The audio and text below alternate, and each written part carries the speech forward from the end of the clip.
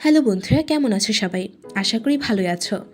আজ তোমাদের শোনাবো ছোট ভাইয়ের সাথে আমি কিভাবে খেলেছি সেই অসাধারণ কাহিনী। দেরি না করে আমার চ্যানেলটি সাবস্ক্রাইব করে আমার সাথেই থেকো বন্ধুরা। আমার নাম সুমি। আমার উচ্চতা প্রায় 5 ফুট 6 ইঞ্চি হবে। আর আমার ডাবগুলো বেশ বড় বড়, চোখে পড়ার মতো। আমি যখন হাসি তখন আমার গালে টোল পড়ে, আর তাতে আমাকে আরও বেশি আকর্ষণীয় লাগে। আমার বিয়ে 2 বছর পেরিয়ে গেল। এখন আমাকে দেখলে যে কেউ লাগানোর কল্পনা করে। সে যাই হোক, আমার বাসায় আমার একজন মামাতো ভাই বেড়াতে এসেছে। ওর নাম চন্দন। ও বর্তমানে অনার্স 2য় বর্ষে পড়াশোনা করে। তবে দেখতে এতটাই স্মার্ট যে প্রথমবার দেখলেই যে কোনো মেয়ে ওর প্রেমে পড়তে বাধ্য। তাই আমি ওকে একটু বেশি ভালোবাসি। চন্দন বাসায় এসে আমাকে বলল, তুমি তো আগের থেকে অনেক বেশি সুন্দরী হয়েছ। আমি ওর কথা শুনে খুব খুশি হয়ে গেলাম। সন্ধ্যার পর আমার স্বামী বাসায় আসলো। তারপর চন্দনের সাথে আলাপ করলো। আসলে আমার স্বামী নিখিল খুব ফুর্তিবাজ মানুষ। অল্প সময়ের মধ্যেই ও চন্দনকে আপন করে নিল। আর ওকে বলল, আমাকেই নিখিলদা বলে ডাকবে। জামাইবাবু শুনতে আমার ভালো লাগে না। চন্দন তার কথায় রাজি হয়ে গেল। নিখিলদা বলতে লাগলো। এরপর আমরা তিনজন বসে গল্প করতে লাগলাম। তখন আমার স্বামী নিখিল তার কলেজের জীবনে মজার মজার কথা আমাদের বলতে লাগলো। আর আমরাও মজা করে শুনতে লাগলাম। রাত 10টার দিকে আমরা খাওয়া দাওয়া করে আবার ড্রয়িং রুমে গল্প করতে বসলাম। কিছুক্ষণ পরে নিখিল আমাকে বলল, সুমি, আজ অনেকদিন পর আড্ডা মারছি, একটু ড্রিঙ্কস হলে ভালো হতো। ওর এই কথা শুনে আমি বললাম, কি বলো? চন্দন ছোট, ও এইসব কখনো খায়নি। তখন নিখিল বলল, আজকে আমাদের সাথে খাবে, আর ও এখন ছোট নেই। এরপর আমি চন্দনের দিকে চেয়ে বললাম, কিরে চন্দন, তোর কি ইচ্ছে? তখন চন্দন আমাকে বলল, আমি বন্ধুদের সাথে 2-1বার খেয়েছি, আমার কোনো অসুবিধা হবে না। এই কথা শোনার সাথে সাথে আমার স্বামী বলল, এই তো সাবাস, এই না হলে ব্যাটা ছেলে। তারপর আমাকে বলল, তুমি এসো, আজ তুমি আমাদের সাথে খাবে। আমি বললাম, আমি বেশি খেতে পারবো না। আমার এই কথা শুনে চন্দন আর নিখিল আমাকে বলল, তুমি আমাদের সাথে থাকলেই হবে। এরপর আমি 3টা গ্লাস আর বোতল নিয়ে টেবিলে রাখলাম, সাথে কিছু চানাচুর আর নোনতা কাজু বাদাম। এই কিছুক্ষণ পর আমরা খেতে খেতে গল্প করতে লাগলাম। একসময় আমি আর নিখিল চন্দনের সামনে একটু একটু আদর্শ হওয়া শুরু করলাম। আমাদের এমন কাণ্ড দেখে ভেতরে ভেতরে চন্দনের অবস্থা খারাপ।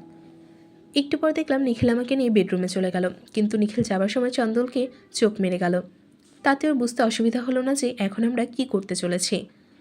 তারপর চন্দন ড্রয়িং রুমে বসে একটু পর বেডরুম থেকে আমার গলার আওয়াজ শুনতে পেল। একসময় আমি নিখিলকে বললাম, আস্তে করো, আমি কি পালিয়ে যাচ্ছি নাকি?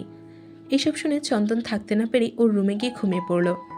পরের দিন নিখিল অফিসে গেল। ওর অফিস নাকি আজকে ছুটি, তাই ও বাড়িতেই থাকলো। তাই আমি নিখিল আর চন্দন ঘুরতে বের হলাম। আমরা সমুদ্র বন্দরে গেলাম, পরে শুক্লা লেক আর চিড়িয়াখানা। তারপর আমরা দুপুরে বাইরে হোটেলে লাঞ্চ করলাম। ফেরার পথে নিখিলের মোবাইলে ফোন এলো যে তাকে ব্যবসার কাজে আজ রাতেই কলকাতার বাইরে যেতে হবে। নিখিল খুব রেগে গেল, বলল, ধুর শালা, একটু ইচ্ছে মতো সময় কাটানো যাবে না? তখন আমি চন্দন আর নিখিলকে বোঝালাম। এরপর নিখিল চন্দনকে বলল, তুমি 2-3 দিন এখানেই থাকো, আমি 2 দিন পর চলে আসবো, তখন তোমার সাথে জমিয়ে আড্ডা মারবো। এরপর আমার স্বামী নিখিল রাত 8টার বিমানে কলকাতায় চলে গেল। চন্দন আর আমি সন্ধ্যাবেলা এয়ারপোর্টে নিখিলকে বিদায় জানিয়ে একটু রাতে রিক্সা করেই ঘুরতে বের হলাম। হোটেলে খেয়ে দিয়ে আমরা ফ্ল্যাটে ফিরলাম।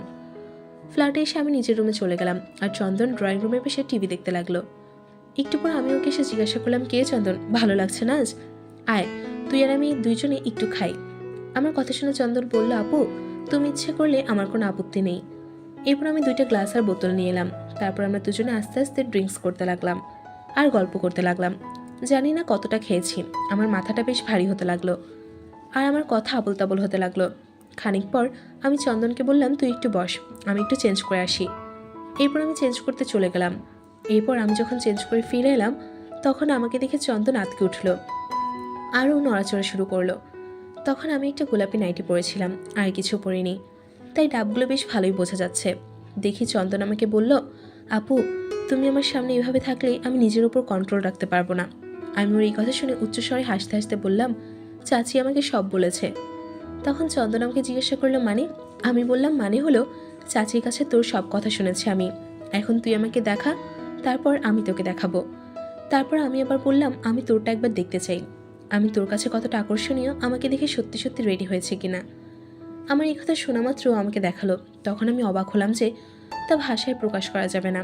তবে নিজেকে সামনে নিয়ে বললাম, হ্যাঁ রে চন্দন, চাচি তো সত্যি বলেছে, তুই তো অনেক মজা দিতে পারবি। তখন চন্দন আমাকে বলল, দিদি, চাচি কি সত্যি তোমাকে সব বলেছে?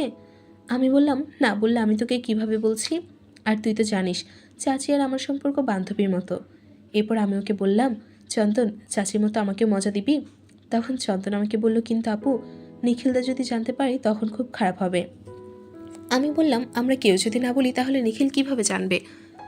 তখন চন্দন আমার হাবভাব দেখে বুঝতে পারলো যে আমি ওর সাথে মজা করতে চাই, তাই ও উঠে এসে আমার ডাব খাওয়া শুরু করলো। কিন্তু আমি কিছু না বলে মুচকি মুচকি হাসতে লাগলাম। কিন্তু 5 থেকে 7 মিনিট পর আমি ওকে টানতে টানতে আমার রুমে নিয়ে এলাম। বেডরুমে নিয়ে এসে চন্দনকে ধাক্কা মেরে ফেলে দিয়ে বললাম, তুই এখন চুপ করে থাক, যা করার এখন আমি করব।